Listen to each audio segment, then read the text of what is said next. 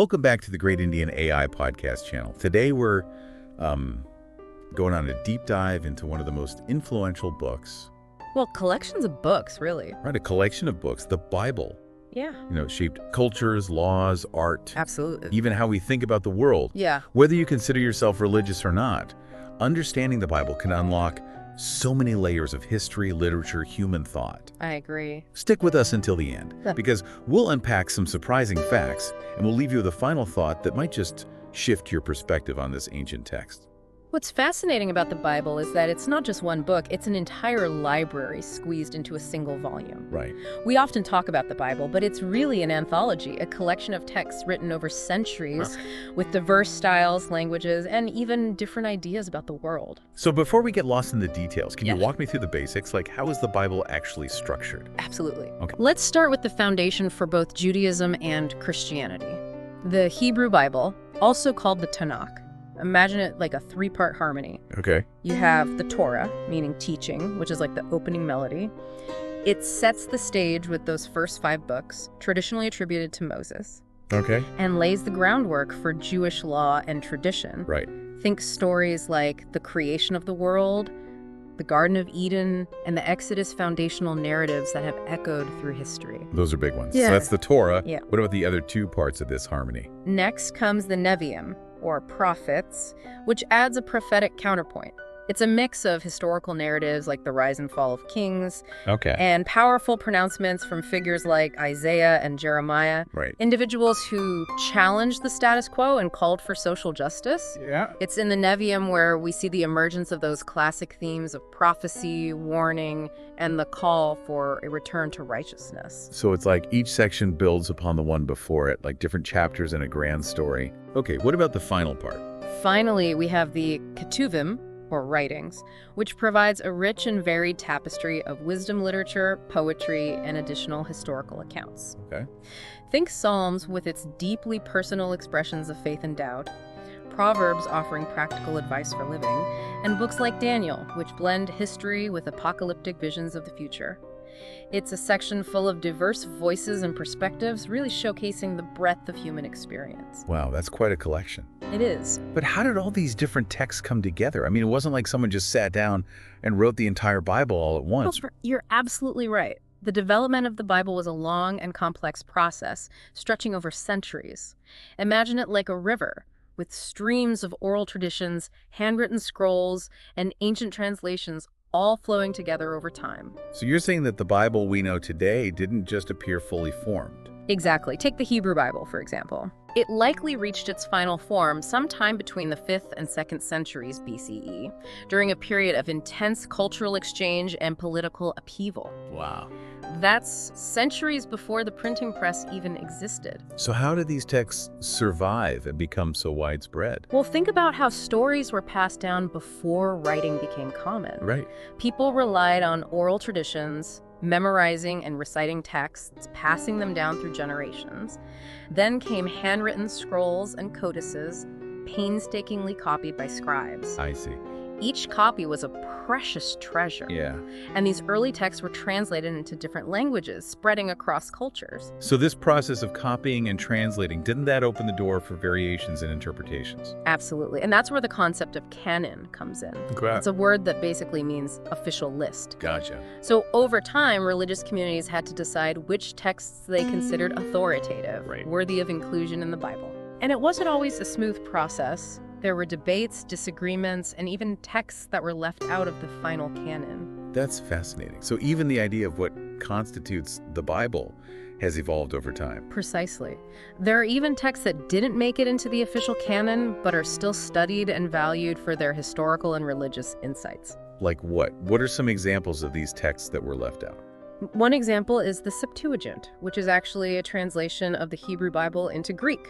It's the oldest surviving complete translation dating back to the 3rd century BCE, and it was incredibly influential for early Christians who often spoke Greek rather than Hebrew. Oh, wow. So the Septuagint acted as a bridge, bringing the Hebrew scriptures to a wider audience. Exactly. It played a key role in shaping how early Christians understood their faith. Then there's the Masoretic text, which became the authoritative Hebrew text for Rabbinic Judaism. Okay. It wasn't standardized until around the 9th century CE, which might surprise some people who think of biblical texts as static and unchanging. Right, so even within Judaism, there was a process of refining and standardizing the text over time. And let's not forget those intriguing books that exist outside the accepted canon. The Apocrypha. The what? The Apocrypha. Okay. These are Jewish texts, mostly from the Second Temple period, that offer additional stories, wisdom, and even alternative perspectives on some biblical figures. Wait, so there are biblical era texts that aren't actually part of the Bible? That's right. They were written during a time of great intellectual and religious ferment, and while they weren't included in the final Hebrew canon, they still offer valuable insights into the beliefs and practices of Jewish communities during that period. It sounds like they add another layer of complexity to our understanding of the Bible's development. And that's the beauty of diving deep into the Bible. Yeah. It's not just a single book, but a collection of texts that have been shaped by history, culture, and ongoing interpretation. Right. Each layer we uncover reveals new insights and challenges our assumptions about this ancient and influential work. Speaking of assumptions, I think a lot of people might assume the Bible's all about rules and regulations. Yeah. But from what you've described, it seems like there's a lot more going on within its pages. You're right. Okay. It's not just a rule book or a history text. The Bible is actually a tapestry woven from a wide range of genres and themes. What do you mean by tapestry? Well, you have those epic narratives about creation, the fall of humanity, Right. the journeys of patriarchs and prophets. There's law, poetry, wisdom literature, love stories, and even apocalyptic visions. Wow, it really does sound like a whole library packed into one book. Mm-hmm. But even with all that variety, there must be some common threads that tie it all together, right? Yeah, absolutely. The Bible grapples with fundamental questions about human existence, our relationship with the divine, the nature of good and evil, and the search for meaning in a world that often feels chaotic and unpredictable. Right. It offers stories of faith and doubt, of triumph and tragedy, and ultimately, it invites us to reflect on what it means to be human. It seems like the Bible isn't just a book of answers, but also a book that raises questions, challenges our assumptions, and prompts us to think critically about our beliefs and values. Exactly. And that's what makes it so enduringly relevant. Yeah. Even after centuries of study and interpretation, the Bible continues to spark debate, inspire art and literature, and shape how we view the world around us. It's a text that speaks to the deepest yearnings of the human heart, and it's a conversation that's still unfolding today. That's a great point. So we've talked about the different parts of the Bible and how it developed over time. Yes. We've even touched on some of the texts that didn't make it into the final canon. Right. But even if you've never cracked open a Bible, you can't deny its influence on our world. You're absolutely right. The Bible's fingerprints are everywhere in art, music, literature, law, politics, social movements, Oh, yeah. even our everyday language. It's everywhere. It's hard to overstate its impact on human civilization. Can you give me some specific examples of how this influence plays out in our world? Well, just think about some of the most iconic works of art and literature. Okay. Michelangelo's David, Handel's Messiah, countless paintings depicting biblical scenes. All of these draw inspiration from the stories and imagery found in the Bible. Even phrases we use in everyday speech. A prodigal son, a good Samaritan, the writings on the wall. These are all biblical allusions that have become ingrained in our language. It's almost like the Bible has become woven into the fabric of our culture. And it goes even deeper than that. Okay. Think about the concepts of justice, mercy, and human rights. Yeah. These ideas have deep roots in biblical teachings Right. and have shaped legal systems, social movements, and ethical frameworks around the world. It's interesting how something so ancient can still have such a profound impact on our modern world. It's a testament to the enduring power of these stories and the questions they raise. Yeah. The Bible speaks to something fundamental about the human condition, and it continues to resonate with people across cultures and centuries. So we've talked about the Bible's origins, its structure, its themes, and its undeniable influence. We have. But I have to imagine that with a book this old and this complex, Yeah. there's no one right way to interpret it, right? You're absolutely right. The Bible has been interpreted and reinterpreted throughout history. Yeah. And there's a wide range of perspectives on its meaning and authority. Can you walk me through some of these different perspectives? Mm. I'm curious to know how people approach such a complex text. Of course. One of the key debates revolves around biblical literalism versus metaphorical interpretations. Okay. Some individuals and communities believe that the Bible should be taken literally, word for word. For them, every story, every law, and every statement is the literal truth. That seems like a very straightforward approach. It is. What about those who don't take the Bible literally? Others believe that while the Bible is divinely inspired, it should be interpreted in light of its historical context, literary genres, and metaphorical language. They might see certain stories as allegories or parables that convey deeper truths. So for them, it's not just about the surface level meaning, but the underlying message or lesson. Exactly. They might focus on the ethical teachings, the spiritual insights, or the broader themes of justice, mercy, and compassion that run throughout the Bible. It sounds like there's a spectrum of interpretations, from those who hold a very literal view to those who emphasize the metaphorical and symbolic aspects of the text. And then there's the question of divine inspiration and inerrancy. Oh, okay. Some believe that the Bible is the inerrant word of God, free from any errors or contradictions. So for them, the Bible is perfect and infallible in every way. Yes, and this belief shapes how they approach the text. Right.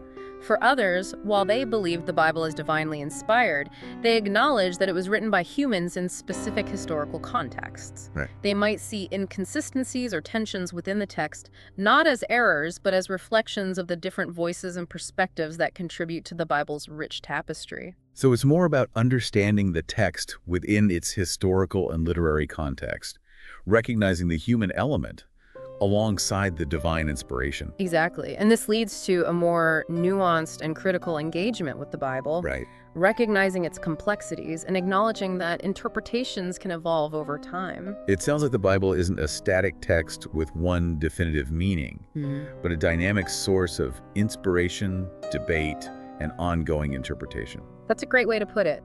And this leads to another interesting question. What role does tradition play alongside Scripture? What do you mean by tradition?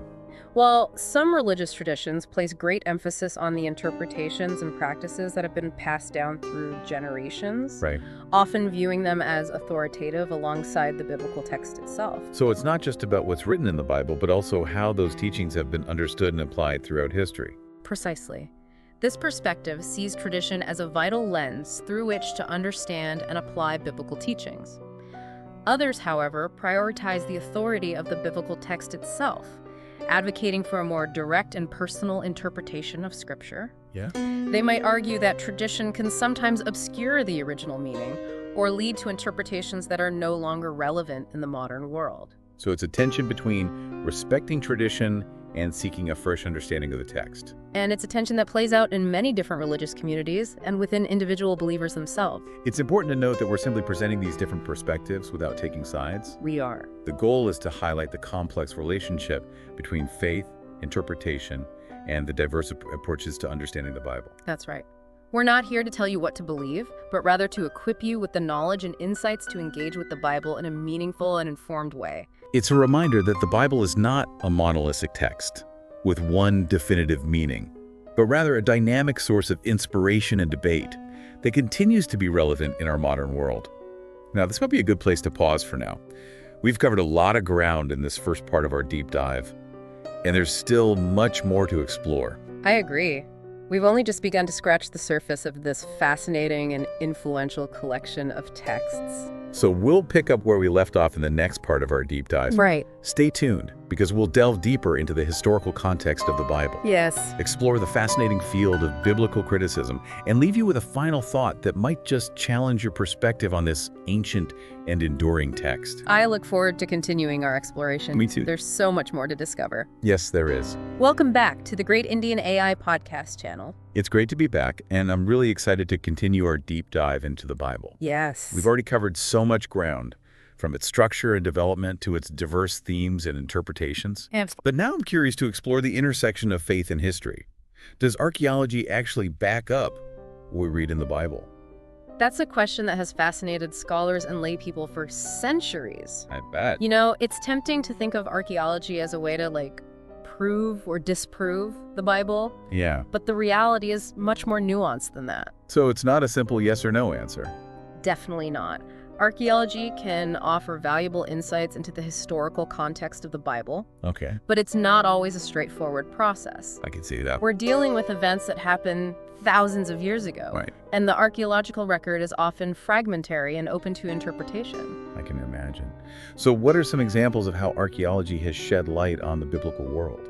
Well, one area where archaeology has been particularly illuminating is in confirming the existence of ancient cities and empires mentioned in the Bible. Okay. For example, excavations have unearthed the remains of Babylon, Nineveh, Oh. and other powerful empires that played significant roles in biblical narratives. So these discoveries provide a tangible link to the world in which those stories unfolded. Exactly. They help us visualize the political landscape, the cultural influences, and the daily life of the people who lived during those times. Yeah. And sometimes archaeological discoveries can even corroborate specific events described in the Bible. Can you give me an example? What kind of events have been confirmed through archaeology? One example is the Babylonian captivity of the Israelites in the 6th century BCE. Archaeological evidence, including cuneiform tablets and inscriptions, confirms the Babylonian conquest of Jerusalem and the exile of many Israelites to Babylon. Okay. It's a historical event that left a profound mark on Jewish identity and is reflected in many biblical texts. So in that case, archaeology provides a solid historical backdrop for understanding the biblical narrative. Right. But there are also instances where the archaeological evidence is less clear-cut or even contradicts certain biblical accounts. Like what? What are some examples of those discrepancies? One of the most debated topics is the Exodus, the story of the Israelites' escape from slavery in Egypt. Right. Huge story. Despite its central place in Jewish and Christian tradition, there's no conclusive archaeological evidence to support the mass exodus of Israelites from Egypt as described in the Bible. So does that mean the Exodus didn't happen? It's not that simple. Absence of evidence isn't necessarily evidence of absence. Right. It just means that we haven't found archaeological proof to confirm the biblical account as it's traditionally understood. It sounds like a bit of a historical puzzle. Exactly. And that's where the work of archaeologists and historians becomes so crucial. Yeah. They carefully examine the available evidence, consider different interpretations, and piece together the most likely scenarios based on the data they have. So it's a process of ongoing investigation and interpretation. And sometimes new discoveries can completely change our understanding of the past. One fascinating example is the Tel Dan stele, a fragmented stone inscription discovered in 1993 in northern Israel. What makes this stele so special? It dates back to the 9th century BCE and contains an inscription that mentions the House of David. This is significant because it's the earliest known non-biblical reference to King David, a central figure in the Bible who is credited with establishing a united kingdom of Israel. So this inscription lends historical weight to a key figure in the biblical narrative. That's right. It suggests that David was not merely a legendary figure, but an actual historical ruler. Right. This discovery has sparked much debate and further research. But it's a great example of how archaeology can shed new light on biblical figures and events. It seems like archaeology can both support and challenge our understanding of the Bible. Absolutely. It's not about trying to force the archaeological record to fit neatly into a preconceived narrative. Right. It's about using all the tools at our disposal to gain a more nuanced and informed understanding of the past. So it's a dynamic interplay between faith, history, and the ongoing quest to uncover the truth about the biblical world. Precisely. Now, speaking of seeking a deeper understanding of the Bible, there's another field of study that's revolutionized how we approach these ancient texts: biblical criticism. Biblical criticism?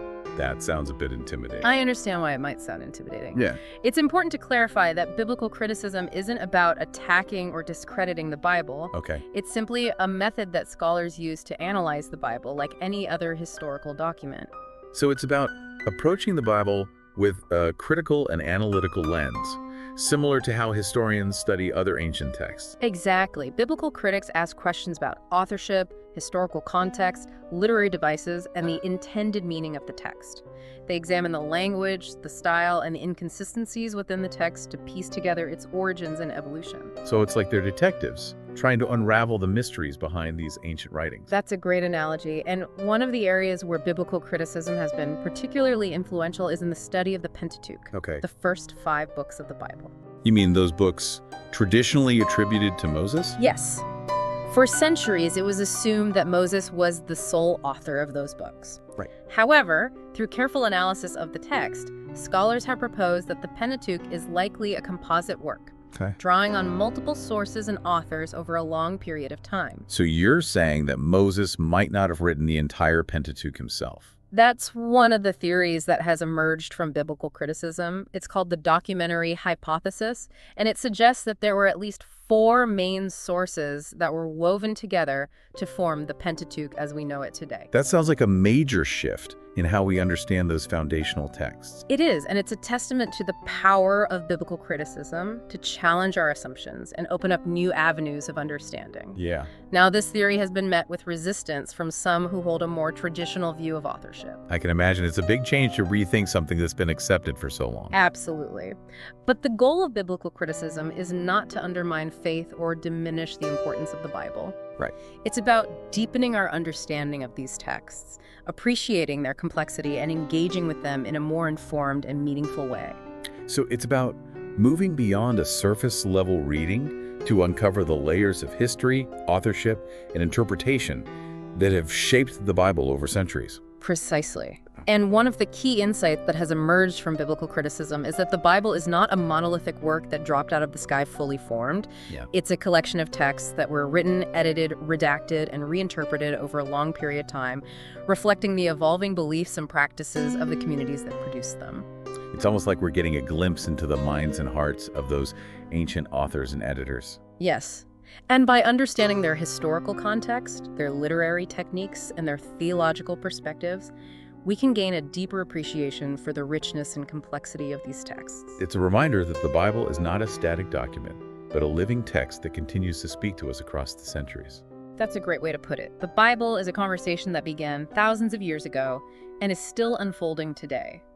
Speaking of conversations, this has been a fascinating one so far. We've covered so much ground in this second part of our deep dive, from the intersection of archaeology and biblical history to the illuminating insights of biblical criticism.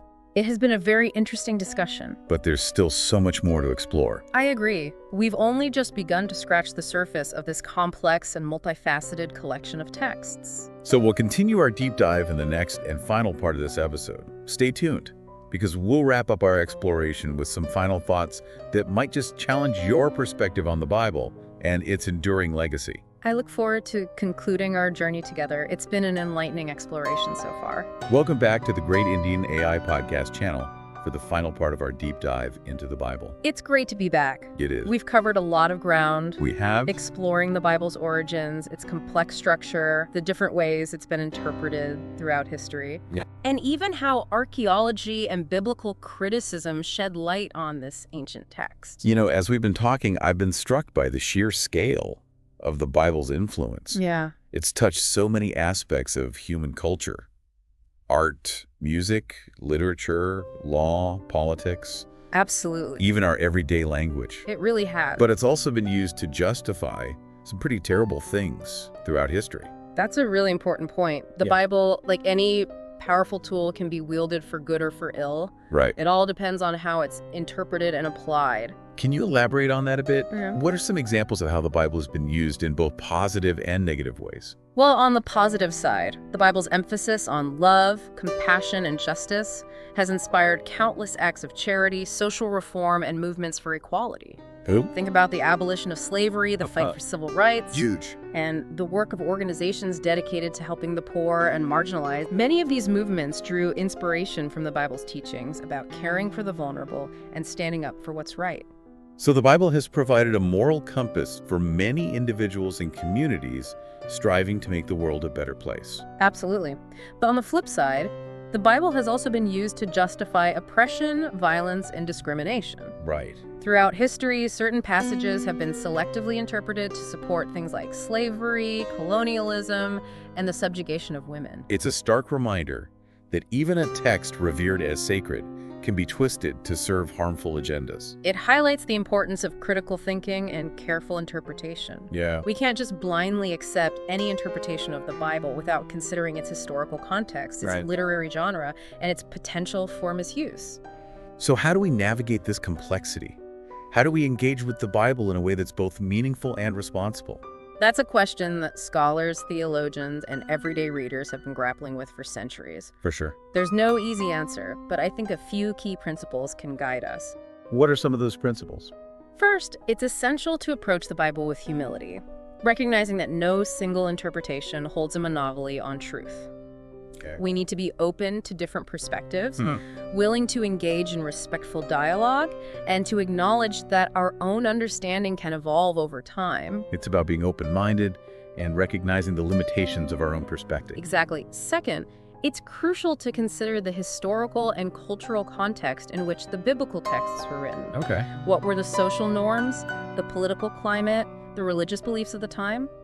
Understanding these factors can help us avoid imposing our own modern values and assumptions onto ancient texts. So it's about trying to see the world through the eyes of those who wrote and first received these texts. Yes, and that leads to the third principle, paying attention to literary genre. Okay. The Bible is a diverse collection of texts, Right. including poetry, law, history, prophecy, and more. Yeah. Each genre has its own conventions and ways of conveying meaning. We can't interpret a psalm the same way we interpret a historical account or a legal code. So it's about recognizing the different ways that language is used to communicate truth and meaning. Precisely. And finally, I think it's crucial to approach the Bible with a discerning heart, seeking to understand its core message of love, compassion, and justice. Okay. We need to be wary of interpretations that promote hatred, division, or violence. So it's about using our own moral compass to guide our interpretation and application of the Bible's teachings? Exactly. It's about engaging with the text in a way that promotes understanding, empathy, and a commitment to building a more just and compassionate world. I think that's a powerful message to end on. It is. The Bible is a complex and challenging text, but it also offers profound insights into the human condition and our search for meaning. Right. It's up to each of us to engage with it thoughtfully and responsibly, seeking to understand its wisdom and apply its teachings in ways that promote love, justice, and peace. I couldn't agree more. And that concludes our deep dive into the Bible. We hope you've gained new insights and perspectives on this complex and multifaceted collection of texts. We encourage you to continue your own exploration of the Bible and to engage in thoughtful conversations about its meaning and relevance in your own life. Don't forget to like, share, and subscribe to the Great Indian AI podcast channel for more deep dives into fascinating topics. There's so much out there. Until next time, keep exploring and keep learning.